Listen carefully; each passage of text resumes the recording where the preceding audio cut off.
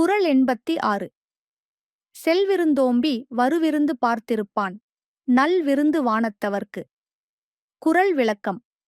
வந்த விருந்தினரைப் போற்றி இனி வரும் விருந்தினரை எதிர்பார்த்திருப்பவன் வானுலகத்தில் உள்ள தேவர்க்கும் நல்ல விருந்தினனாவான். அருண் தன் குடும்பத்துடன் இன்பமாக வாழ்ந்து வந்தான்.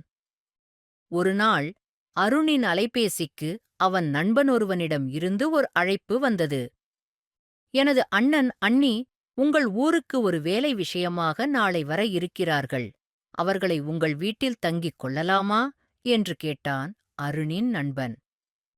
இதைக் கேட்ட அருண் சரி என்று இன்முகத்துடன் சம்மதித்தான்.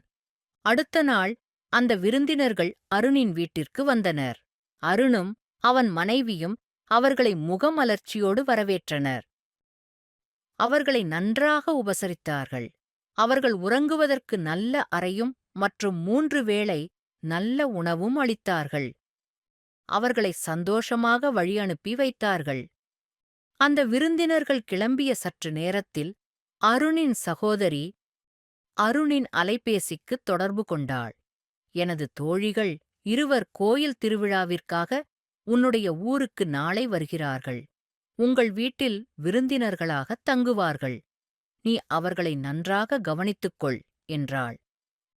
இதைக் கேட்ட அருண், கண்டிப்பாக நான் நன்றாக விருந்தினர்களை கவனித்து வழியனுப்புகிறேன் என்று உறுதிப்படக் கூறினான். இதையெல்லாம் கவனித்துக் கொண்டிருந்த அருணின் தந்தை அருணிடம், நீ விருந்தினர்களை உபசரிக்கும் இந்தப் பண்பு மிகவும் பாராட்டுக்குரியது.